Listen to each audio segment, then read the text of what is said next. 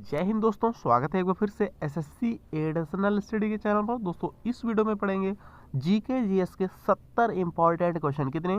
70 important question. अच्छे question होंगे, selected question लिए। देखिए गाइस, यहाँ पर क्या होता है कि मैं डेली वीडियोज अपलोड कर रहा हूँ जीके जीएस में ही, खाली यहाँ पर बहुत ज़्यादा गलती हो रही है, तो मिस प्रिंट हो रहा है, बहुत ज़्यादा आंसर इधर के उधर हो जा रहे हैं। ठीक है दोस्तों, आंसर एक दो इधर के उधर हो जा रहे हैं, तो बहुत सारे बच्चे नीचे कमेंट बॉक्स में कमेंट करते हैं, तो बोलते हैं कि सर बच्चों के भविष्य के साथ मत खेलो। देखिएगा, इसमें बच्चों के भविष्य के साथ खेलता तो यहाँ पर ये वीडियो अपलोड नहीं करता। ठीक है, जो 5 से 6 क्लासेस आ रहे हैं डेली, तो क्लासेस अपलोड नहीं करता मैं। ओके, तो प्लीज़ आप सब लोग टेंशन मत लिया करो। ये जो गलतियाँ हैं, तो गलतियाँ का इसमें सुधारने की बहुत ज़्यादा कोशिश कर रहा हूँ, और सभी क्वेश्चन गूगल से द्वारा चेक करवा कर लाए जा रहे हैं आपके सामने। ठीक है, अब शायद इसके बाद आप सभी को एक भी गलती ना मिले कोई वीडियो में। तो गलती से मिस्टेक हो गई तो उसके लिए सॉरी गाइस। तो चलिए यहाँ पर स्टार्ट करते हैं। पहला क्वेश्चन क्या, देखिए ध्यान से। बताने 70 में से कितने क्वेश्चन आप लोगों ने सही से अटेम्प्ट किए हैं। इतिहास के पिता की पदवी सही अर्थों में निम्न में से किससे संबंधित है? यानी सिंपल सी बात है, इतिहास का पिता किसे बोला जाता है? फर्स्ट का दोस्तों करेक्ट आंसर इसका हेरोडोटस है, ऑप्शन नंबर ए करेक्ट है। ठीक है दोस्तों, इतिहास का पिता हेरोडोटस को बोलते हैं, याद रखिए। अगला क्वेश्चन देखते हैं। खिलाफत के प्रश्न पर असहयोग आंदोलन कब शुरू हुआ? दोस्तों खिलाफत के प्रश्न पर असहयोग आंदोलन सिंपल सी बात है, कब शुरू हुआ? सेकेंड का दोस्तों बी करेक्ट है, 1920 में शुरू हुआ खिलाफत आंदोलन, खिलाफत के प्रश्न पर असहयोग आंदोलन, याद रखिए। ऑप्शन नंबर दोस्तों बी करेक्ट है, असहयोग आंदोलन 1920 में स्टार्ट हुआ, याद रखिए। अगला क्वेश्चन देखिए, किस गवर्नर जनरल पर महाभियोग का मुकदमा चलाया गया? दोस्तों किस गवर्नर जनरल पर महाभियोग का मुकदमा चलाया गया? तीसरे का दोस्तों ए करेक्ट है, वारन हेस्टिंग्स पर चलाया गया, याद रखिए। किस गवर्नर जनरल पर महाभियोग का मुकदमा चलाया गया? वारन हेस्टिंग्स पर, ए करेक्ट है, याद रखिए। अगला क्वेश्चन देखते हैं क्या बनना है। रानी लक्ष्मीबाई का अंतिम युद्ध में सामना करना पड़ा, किससे सामना करना पड़ा था? रानी लक्ष्मीबाई को अंतिम युद्ध में दोस्तों ह्यूरोज के साथ सामना करना पड़ा, ह्यूरोज के साथ, याद रखिए दोस्तों, ए करेक्ट है। चौथे क्वेश्चन का दोस्तों ए राइट है, याद रखिएगा। अगला क्वेश्चन देखिए, ब्रह्म समाज की स्थापना किसने की? दोस्तों ब्रह्म समाज की स्थापना किसने की थी, बताइएगा। ब्रह्म समाज की स्थापना किसने की थी? 5 का दोस्तों डी करेक्ट है, राजा राम मोहन राय ने की थी, याद रखिए। ब्रह्म समाज की स्थापना राजा राम मोहन राय ने की थी। अगला क्वेश्चन देखिए, 6 क्वेश्चन क्या बना?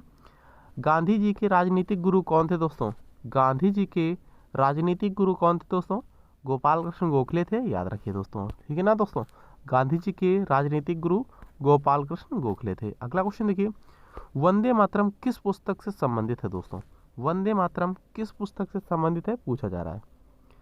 तो ये किस पुस्तक से संबंधित है? ए करेक्ट है, आनंद मठ से संबंधित है, याद रखिए। वंदे मातरम किस पुस्तक से संबंधित दोस्तों? आनंद मठ से संबंधित है, याद रखिएगा। अगला क्वेश्चन देखिए क्या क्वेश्चन बना है।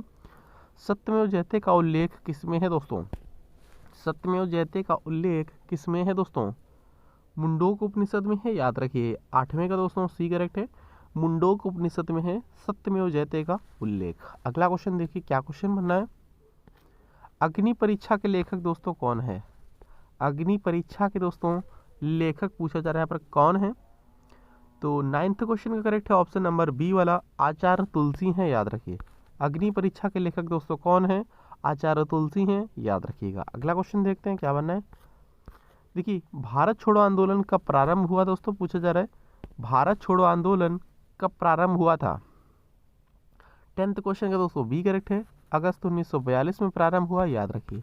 भारत छोड़ो आंदोलन अगस्त 1942 में स्टार्ट हुआ। अगला क्वेश्चन देखते हैं क्या बनना है। पोस्ट ऑफिस अंग्रेजी के लेखक कौन है? दोस्तों पोस्ट ऑफिस अंग्रेजी के लेखक कौन है, पूछा जा रहा है। बताओ फटाफट, पोस्ट ऑफिस के लेखक कौन है? पोस्ट ऑफिस पुस्तक है, इसके लेखक पूछा जा रहा है कौन है? दोस्तों 11th का करेक्ट है यहाँ पर ऑप्शन नंबर सी वाला, रविन्द्रनाथ टैगोर है, याद रखिए। पोस्ट ऑफिस के लेखक दोस्तों रविन्द्रनाथ टैगोर है। अगला क्वेश्चन देखा जाए फिर क्या बनना है। 12 क्वेश्चन ध्यान से देखो क्या क्वेश्चन बनना है। जनरल डायर का नाम किस घटना से जुड़ा है? दोस्तों जनरल डायर का नाम किस घटना से जुड़ा है? दोस्तों जलियांवाला बाग हत्याकांड से जुड़ा हुआ है, याद रखिए। 13 अप्रैल 1919 में हुआ था, याद रखना है। अगला क्वेश्चन देखते हैं क्या बनना है। मध्यकालीन राजस्थान के किस शासक को अभिनव भारताचार्य के नाम से पुकारा गया? दोस्तों सिंपल सी बात है, अभिनव भारताचार्य के नाम से किससे पुकारा गया था? मध्यकालीन राजस्थान का शासक था तो राणा कुंभा को, याद रखिए। ऑप्शन नंबर दोस्तों इसका बी करेक्ट आंसर हो जाएगा। राणा कुंभा को अभिनव भारताचार्य के नाम से पुकारा जाता था, याद रखिए। अगला क्वेश्चन देखिए 14 क्वेश्चन, सिख के अंतिम गुरु कौन थे? या फिर सिखों के अंतिम गुरु दोस्तों कौन थे? सिखों के 10वें गुरु कौन थे, ऐसा बोल सकते हो। 14 का दोस्तों ए करेक्ट है, गुरु गोविंद सिंह थे, याद रखिए। गुरु गोविंद सिंह थे सिखों के 10वें एवं अंतिम गुरु, याद रखिएगा। अगला क्वेश्चन देखिए, कौन भारतीय दर्शन की प्रारंभिक विचारधारा है दोस्तों? कौन भारतीय दर्शन की प्रारंभिक विचारधारा है? 15 का दोस्तों ए करेक्ट है, सांख्य है, याद रखिए। ठीक है दोस्तों, अगला क्वेश्चन देखते हैं क्या है। कौन भारतीय दर्शन की प्रारंभिक विचारधारा है? सांख्य। अगला क्वेश्चन देखिए 16 क्वेश्चन क्या है, बेसिन की संधि दोस्तों कब हुई थी? बेसिन की संधि कब हुई थी पूछा जा रहा है। तो करेक्ट आंसर 16 का ऑप्शन नंबर डी वाला 1802 में हुई थी, याद रखिएगा। बेसिन की संधि 1802 में हुई थी, याद रखिए। अगला क्वेश्चन देखिएगा, देखिए भारतीय राष्ट्रीय कांग्रेस के पहले अध्यक्ष कौन थे? भारतीय राष्ट्रीय कांग्रेस के पहले अध्यक्ष पूछा जा रहा है, WC बनर्जी थे, याद रखिए। यानी कि व्योमेश चंद्र बनर्जी थे भारतीय राष्ट्रीय कांग्रेस के पहले अध्यक्ष, याद रखिएगा।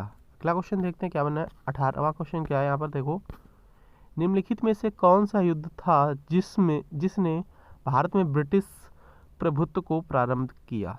बताइए फटाफट, यहाँ पर कौन सा ऐसा युद्ध था जिसमें भारत में ब्रिटिश प्रभुत्व को प्रारंभ किया? प्लासी का युद्ध था दोस्तों, याद रखिए। प्लासी का युद्ध 1757 में हुआ था, याद रखना है। ठीक है दोस्तों, तो ऐसा कौन सा युद्ध था जिसमें भारत में ब्रिटिश प्रभुत्व का प्रारंभ हुआ था? प्लासी का युद्ध था 1757 वाला। अगला क्वेश्चन देखिए क्या बनना है, स्वर्ण मंदिर के संस्थापक कौन थे? स्वर्ण मंदिर के संस्थापक दोस्तों कौन थे? गुरु अर्जुन देव, गुरु तेग बहादुर, गुरु नानक देव, गुरु गोविंद सिंह। 19 का दोस्तों यहाँ पर बी करेक्ट है, गुरु अर्जुन देव थे, याद रखिए। गुरु अर्जुन देव स्वर्ण मंदिर के संस्थापक थे। सांची का स्तूप किसने बनवाया दोस्तों? सांची का स्तूप किसने बनवाया था पूछा जा रहा है यहाँ पर, बताओ फटाफट। अशोक, गौतम बुद्ध, चंद्रगुप्त या फिर कौटिल्य। 20 का दोस्तों करेक्ट है ऑप्शन नंबर ए, अशोक ने बनवाया था सांची का स्तूप, याद रखिए। अगला क्वेश्चन देखिए क्या बनना है, ब्रिटिश काल में दिल्ली से पहले भारत की राजधानी कहाँ थी दोस्तों? ब्रिटिश काल में दिल्ली से पहले भारत की राजधानी कहाँ थी? कलकत्ता, बम्बई, पटना, लखनऊ। 21 का दोस्तों ए करेक्ट है, कलकत्ता थी, याद रखिए। कहाँ थी? कलकत्ता। ब्रिटिश काल में दिल्ली से पहले भारत की राजधानी कहाँ थी? कलकत्ता थी, याद रखना है। अगला क्वेश्चन देखिए क्या क्वेश्चन बनना है, निम्न में से कौन भारतीय राष्ट्रीय कांग्रेस के अध्यक्ष रही दोस्तों? भारतीय राष्ट्रीय कांग्रेस के अध्यक्ष कौन रही थी? एनी बेसेंट रही थी, याद रखिए। कौन रही थी? Annie Besant. चलिए सी करेक्ट है। अगला क्वेश्चन देखिए क्या क्वेश्चन बनना है, भारत का पहला मुस्लिम आक्रमण किस वर्ष हुआ? भारत का पहला मुस्लिम आक्रमण किस वर्ष हुआ था दोस्तों? 712 ईस्वी में हुआ था, याद रखिए। करेक्ट है दोस्तों ऑप्शन नंबर सी वाला। क्या करेक्ट है? राइट है दोस्तों ऑप्शन नंबर सी वाला। अगला क्वेश्चन देखिए क्या क्वेश्चन बनना है, द्वितीय महायुद्ध कब समाप्त हुआ? देखिए पहला महायुद्ध हुआ था 1914 से 1918, 1914 से 1918 तक हुआ था। दूसरा युद्ध हुआ था 1939 से 1945 तक। ठीक है ना दोस्तों, तो पहला युद्ध चला था, सिंपल सी बात है आपका, पहला युद्ध चला था आपका 4 वर्ष, दूसरा युद्ध चला था आपका 6 वर्ष। तो यहाँ पर कब समाप्त हुआ? दूसरा युद्ध की बात हो रही है 1945 में समाप्त हुआ, याद रखिए। ठीक है दोस्तों, अगला क्वेश्चन देखते हैं क्या बनना है, एलोरा का विख्यात शिव मंदिर किस राजवंश के समय बना था? एलोरा का जो विख्यात शिव मंदिर है किस राजवंश के समय में बना था दोस्तों? 25 का दोस्तों करेक्ट है इसका ऑप्शन नंबर ए वाला, राष्ट्रकूटों के समय में बना था, याद रखिए, या फिर शासनकाल में बना था, याद रखिएगा। अगला क्वेश्चन देखिए, गुज्जर प्रतिहार वंश का संस्थापक कौन था दोस्तों? गुज्जर प्रतिहार वंश का संस्थापक कौन था? 26 का दोस्तों ए करेक्ट है, नागभट्ट था, याद रखिए। कौन था? नागभट्ट। ए करेक्ट है, याद रखना है। अगला क्वेश्चन देखिए 27 क्वेश्चन क्या बनना है, राज्यसभा द्वारा लोकसभा को धन विधेयक कितने समय में लौटा देना चाहिए? राज्यसभा द्वारा लोकसभा को धन विधेयक कितने समय में लौटा देना चाहिए दोस्तों? तो करेक्ट है 27 का सी वाला, 14 दिन के अंदर लौटा देना चाहिए, याद रखिए। अगला क्वेश्चन देखिए, भारतीय संविधान कब लागू हुआ दोस्तों? भारतीय जो संविधान है ये कब लागू हुआ था? तो करेक्ट आंसर जा रहा है 28 का ऑप्शन नंबर इसका डी वाला, 26 जनवरी 1950 में लागू हुआ, याद रखिए। देखिए दोस्तों क्या क्वेश्चन बनना है, संविधान के किस अनुच्छेद के अधीन भारत के राष्ट्रपति राष्ट्रीय आपात घोषणा कर सकते हैं? मतलब कि ऐसा पूछा जा रहा है संविधान के ऐसा कौन सा अनुच्छेद जिसमें राष्ट्रपति शासन मतलब कि भारत में राष्ट्रीय आपात की घोषणा हो सकती है, मतलब कि राष्ट्रपति जो है राष्ट्रीय आपात की घोषणा कर सकते हैं, कौन सा अनुच्छेद है? एक होता है राष्ट्रीय आपातकाल, राष्ट्रपति शासन, वित्तीय आपातकाल, तीन होते, 352, 356, 360 ऐसा।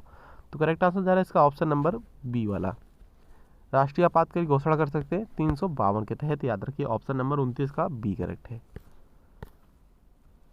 लोकसभा की निश्चित की गई अधिकतम सदस्य संख्या दोस्तों कितनी है? तो ये कितनी हो जाएगी? 350, 352, 525, 520।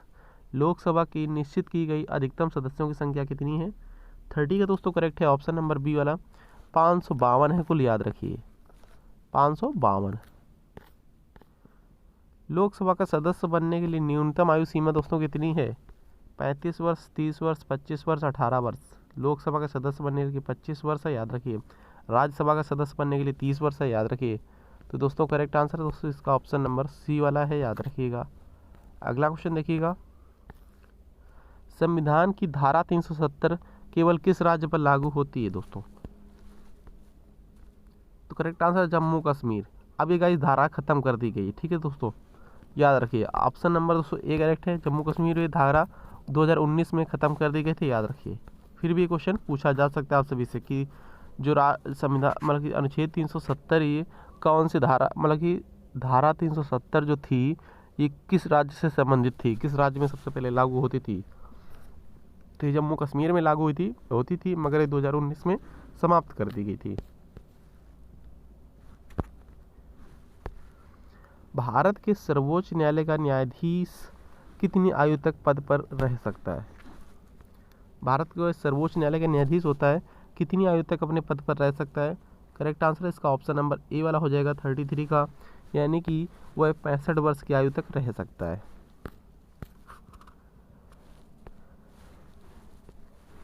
भारत में स्वदेशी आंदोलन खालिस्तान के दौरान प्रारंभ हुआ। चंपारण में सत्याग्रह, बंगाल विभाजन विरोधी आंदोलन, रॉलेट एक्ट अधिनियम, या फिर 1919 से 22 के प्रथम असहयोग आंदोलन।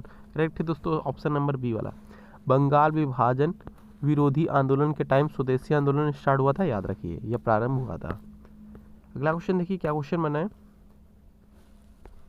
कलकत्ता विश्वविद्यालय किस शैक्षिक रिपोर्ट के माध्यम से अस्तित्व में आया? मैकाले का कार्यवत, हंटर आयोग, चार्टर्ड अधिनियम, वुड का डिस्पैच। 35 का डी करेक्ट है, वुड का डिस्पैच के माध्यम से शैक्षिक रिपोर्ट अस्तित्व में आया कलकत्ता विश्वविद्यालय, याद रखिए डी करेक्ट आंसर हो जाएगा। देखिए क्या क्वेश्चन बनना है, 36वां क्वेश्चन देखिएगा ध्यान से, 23 मार्च 1931 में किस कार्य के लिए भगत सिंह, राजगुरु तथा सुखदेव को फांसी दी गई थी? काकोरी षड्यंत्र मामला गलत, 1928 में लाहौर में सैंडर्स की हत्या सही, 1929 में केंद्रीय विधानसभा में बम फेंकने सही। तो ये दोनों दोस्तों सही है, बी और सी हमारे हिसाब से सही है, बी और सी दोस्तों, ठीक है दोस्तों ये दोनों सही है, याद रखिए ऑप्शन बी भी सही है, सी भी सही है। चलिए अगला क्वेश्चन देखिए क्या क्वेश्चन बना है, भारतवर्ष में लड़के और लड़की के विवाह के लिए न्यूनतम आयु सीमा क्या? क्वेश्चन बन सकता है आपके पेपर में, ऐसा पूछ लिया जाता है कभी कभी, ठीक है दोस्तों। तो लड़के की आयु सीमा कितनी होती है? 21 वर्ष होती है, लड़के की आयु सीमा 18 वर्ष होनी चाहिए। भारत में लड़के और लड़की की विवाह की न्यूनतम आयु सीमा क्या है? 21 वर्ष और 18 वर्ष। अगला क्वेश्चन देखिएगा, किसी विधेयक को कानून बनाने के लिए किसकी अनुमति अनिवार्य है? किसी विधेयक को कानून बनाने के लिए किसकी अनुमति का अनिवार्य होता है? तो करेक्ट आंसर जा रहा है 38 का ऑप्शन नंबर बी वाला, राष्ट्रपति की अनुमति का होना मतलब कि राष्ट्रपति की अनुमति होना अनिवार्य है, बी करेक्ट है। संसद का अंग है दोस्तों, संसद के 3 अंग होते हैं, लोकसभा, राज्यसभा, राष्ट्रपति दोस्तों, ठीक है ना, लोकसभा, राज्यसभा, राष्ट्रपति, ये संसद के 3 अंग होते हैं, याद रखना है। चलिए अगला क्वेश्चन देखिए क्या क्वेश्चन बनना है, भारत में राज्यों की कुल संख्या दोस्तों कितनी है? भारत में राज्यों की कुल संख्या दोस्तों कितनी है? 28 राज्य हैं, 8 केंद्र शासित प्रदेश हैं। पहले 29 राज्य थे, 9 केंद्र शासित प्रदेश थे। अब यहाँ पर 28 राज्य हैं, 8 केंद्र शासित प्रदेश हैं, याद रखना है। बी करेक्ट आंसर हो जाएगा। देखिए क्या क्वेश्चन बना है, लोक लेखा समिति अपनी वार्षिक रिपोर्ट किसे पेश करती है? लोक लेखा समिति अपनी वार्षिक रिपोर्ट किसे पेश करती है दोस्तों? 41 का दोस्तों बी करेक्ट है इसका, संसद को पेश करती है, याद रखना है। किसे? संसद को। अगला क्वेश्चन देखिएगा, किस अधिनियम द्वारा कंपनी अधिनियम समाप्त किया गया? बहुत इंपॉर्टेंट क्वेश्चन पेपर में आ सकता है। किस अधिनियम द्वारा कंपनी अधिनियम समाप्त किया गया? 42 का दोस्तों यहाँ पर बी करेक्ट है, 1858 का अधिनियम। कौन सा? 1858 का अधिनियम के तहत कंपनी अधिनियम समाप्त कर दिया गया, याद रखिएगा। अगला क्वेश्चन देखिए क्या बनना है।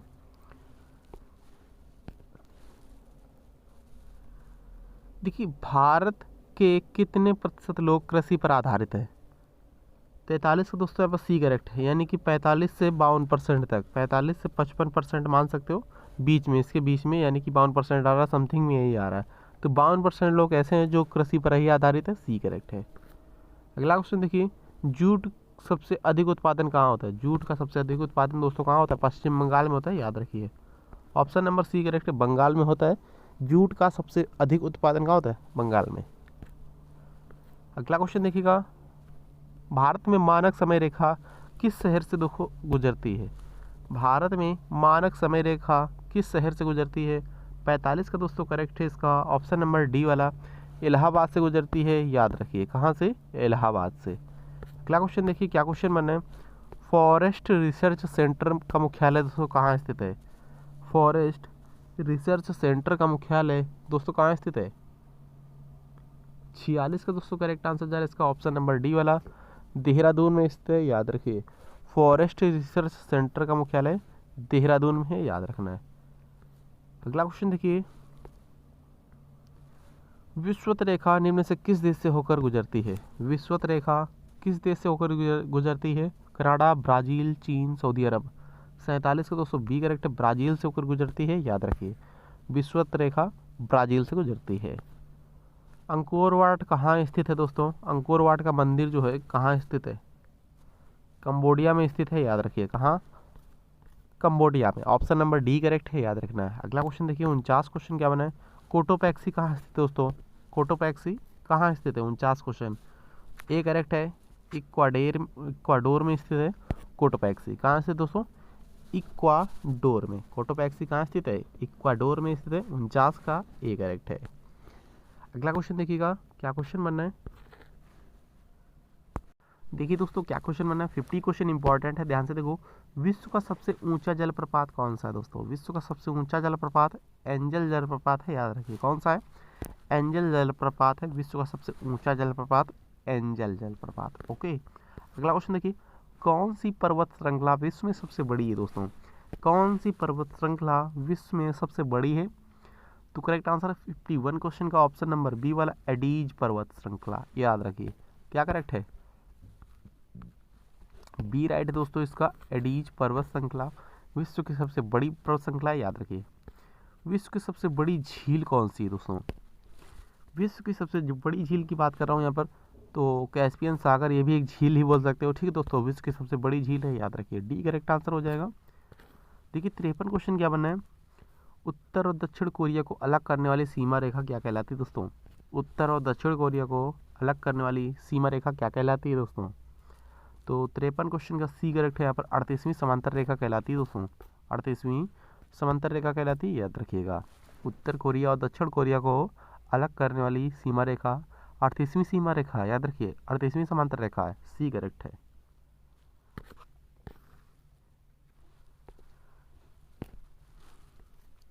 देखिए दोस्तों क्या क्वेश्चन बनना है, वायुमंडल के किस भाग में ओजोन की मात्रा सबसे अधिक होती है दोस्तों? ये भी सबसे अधिक पाई जाती है, तो ये स्ट्रेटोस्फीयर में पाई जाती है। ओजोन मंडल की सबसे अधिक मात्रा, याद रखिए। स्ट्रेटोस्फीयर का मतलब होता है समताप मंडल, ठीक है ना दोस्तों। समताप मंडल में पाई जाती है ओजोन मंडल की सबसे अधिक मात्रा। देखिए क्या क्वेश्चन बना है, सौर मंडल की खोज दोस्तों किसने की थी? सौर मंडल की खोज किसने की थी, पूछा जा रहा है आप सभी से, बताओ। तो तो ये दोस्तों कोपरनिकस ने की थी, याद रखिएगा। सौरमंडल की खोज कोपरनिकस ने की थी। फिलहाल ए करेक्ट है 55 क्वेश्चन का। नेक्स्ट क्वेश्चन देखिए क्या क्वेश्चन बनना है। चलिए अगला क्वेश्चन देखिए 56 क्वेश्चन इंपॉर्टेंट है भाई क्वेश्चन। भारत के आर्थिक विकास के लिए द्वितीय पंचवर्षीय योजना में कौन सी नीति अपनाई गई थी? भारत में आर्थिक विकास के लिए द्वितीय पंचवर्षीय योजना में कौन सी नीति अपनाई गई थी? 56 का दोस्तों बी करेक्ट है, असंतुलित विकास। याद रखिए असंतुलित विकास की नीति अपनाई गई थी। फिलहाल दोस्तों बी करेक्ट आंसर हो जाएगा, याद रखना आप लोगों को। अगला क्वेश्चन देखिए क्या क्वेश्चन बनना है। भारतीय अर्थव्यवस्था में पिछड़ेपन का सर्वप्रमुख कारण क्या है दोस्तों? भारतीय अर्थव्यवस्था में पिछड़ेपन का मतलब कि पिछड़ेपन का सर्वप्रमुख कारण क्या है? 57 क्वेश्चन का सी करेक्ट है, देश की विशाल जनसंख्या। क्या है? देश की विशाल जनसंख्या है भारतीय अर्थव्यवस्था के पिछड़ेपन का सर्वप्रमुख कारण। सी करेक्ट आंसर हो जाएगा। 58 क्वेश्चन देखिएगा, सकल राष्ट्रीय आय और सकल घरेलू उत्पाद तथा अर्थात जीएनई और जीडीपी में क्या अंतर है? जीएनई और जीडीपी में क्या अंतर है दोस्तों? 58 का दोस्तों यहाँ पर सी करेक्ट है, विदेशों से प्राप्त निविल आय का अंतर। विदेशों से प्राप्त दोस्तों निविल आय का अंतर याद रखिए, यही है जीडीपी और जीएनपी में अंतर, विदेशों से प्राप्त निविल आय का अंतर। नेक्स्ट क्वेश्चन देखिए, निम्न में से किस अर्थशास्त्री ने एक विकासशील देश के लिए रोलिंग योजना की अवधारणा का सर्वप्रथम समर्थन किया? फिर से क्वेश्चन रिपीट कर रहा हूँ, निम्न में से किस अर्थशास्त्री ने एक विकासशील देश के लिए रोलिंग योजना की अवधारणा का सर्वप्रथम समर्थन किया? तो 59 क्वेश्चन का दोस्तों यहाँ पर बी करेक्ट है, गुन्नार मिर्डल ने। याद रखिए किसने किया? गुन्नार मिर्डल ने। अगला क्वेश्चन देखिए 60 क्वेश्चन क्या बना है, निम्न में से किस वर्ष में राष्ट्रीय उत्पाद की सर्वोच्च वृद्धि दर प्राप्त हुई? निम्न में से किस वर्ष में भारत में राष्ट्रीय उत्पाद की सर्वोच्च वृद्धि दर प्राप्त हुई? तो 60 का एक करेक्ट है, 1988-89 में प्राप्त हुई। याद रखिए किस वर्ष में भारत में राष्ट्रीय उत्पाद की सर्वोच्च वृद्धि दर प्राप्त हुई? 1988-89 में। अगला क्वेश्चन देखिए क्या क्वेश्चन बना है, निम्न में से कौन राष्ट्रीय आय समिति का परामर्शदाता नहीं था? कौन राष्ट्रीय आय की समिति का परामर्शदाता नहीं था? 61 का दोस्तों बी करेक्ट है, गुन्नार मिर्डल नहीं था। याद रखिए कौन? Gunnar Myrdal. 62 क्वेश्चन क्या बना है, राष्ट्रीय आय का सामान्य अर्थ है। राष्ट्रीय आय का दोस्तों सामान्य अर्थ क्या है? बाजार कीमतों पर सकल घरेलू उत्पाद। याद रखिए बाजार कीमतों पर सकल घरेलू उत्पाद है राष्ट्रीय आय का सामान्य अर्थ। 63 क्वेश्चन देखिएगा, साधन लागत पर निविल राष्ट्रीय उत्पाद है। साधन लागत पर निविल राष्ट्रीय उत्पाद क्या है दोस्तों? 63 का दोस्तों ए करेक्ट है, राष्ट्रीय आय के बराबर है। याद रखिए कौन क्या है? राष्ट्रीय आय के बराबर। राष्ट्रीय आय की गणना की मूल्यवर्धित विधि निम्न में से क्या कहलाती है? राष्ट्रीय आय की गणना की मूल्यवर्धित विधि क्या कहलाती है दोस्तों? 64 का दोस्तों डी करेक्ट सभी कहलाती उत्पादन विधि, शुद्ध उत्पादन विधि, क्षेत्रानुसार उत्पादन विधि, ये सभी डी करेक्ट है। एक सामान्य शुष्क सेल में विद्युत अपघट्ट होता है। एक सामान्य शुष्क सेल में विद्युत अपघट्ट होता है। जस्ता, सल्फ्यूरिक अम्ल, एल्यूमिनियम क्लोराइड, मैग्नीज ऑक्साइड। 65 का सी करेक्ट है, एल्यूमिनियम क्लोराइड होता है। याद रखिए एक सामान्य शुष्क सेल में विद्युत अपघट्ट होता है एल्यूमिनियम क्लोराइड का। आकाश नीला लगता है क्यों? क्यों दोस्तों नीला लगता है आकाश? 66 का दोस्तों क्या करेक्ट आंसर हो जाएगा? लघु तरंगदैर्ध्य तरंगों की अपेक्षा वायुमंडल द्वारा अधिक प्रकीर्णन होता है। लघु तरंगदैर्ध्य तरंगों की अपेक्षा वायुमंडल द्वारा अधिक प्रकीर्णन होता है, इसलिए लगता है आकाश का रंग नीला। 1 माइक्रोन बराबर कितना होता है दोस्तों? 1 माइक्रोन बराबर कितना होता है? जिसको पता हो नीचे कमेंट बॉक्स में आ जाना चाहिए। 1/10 मिलीमीटर, 1/100 मिलीमीटर, 1/1000 मिलीमीटर, 1/10,000 मिलीमीटर। नीचे कमेंट बॉक्स में कमेंट करिए इस क्वेश्चन का सही उत्तर क्या हो जाएगा। अतिचालक का लक्षण क्या है दोस्तों?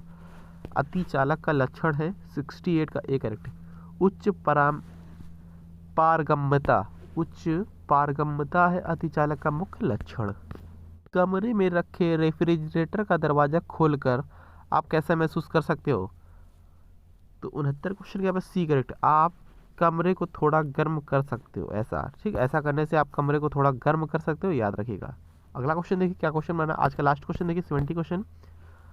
परमाणु बम का सिद्धांत आधारित है, किस पर आधारित है? नाभिकीय संलयन पर, नाभिकीय विखंडन पर, दोनों पर, किसी पर भी नहीं। 70 का बी करेक्ट है, नाभिकीय विखंडन पर आधारित है, याद रखना है दोस्तों। परमाणु बम नाभिकीय विखंडन पर आधारित है, बी करेक्ट है, याद रखिए। तो बस इतना ही, मिलते हैं नेक्स्ट इंपॉर्टेंट वीडियोज में। थैंक यू, जय हिंद।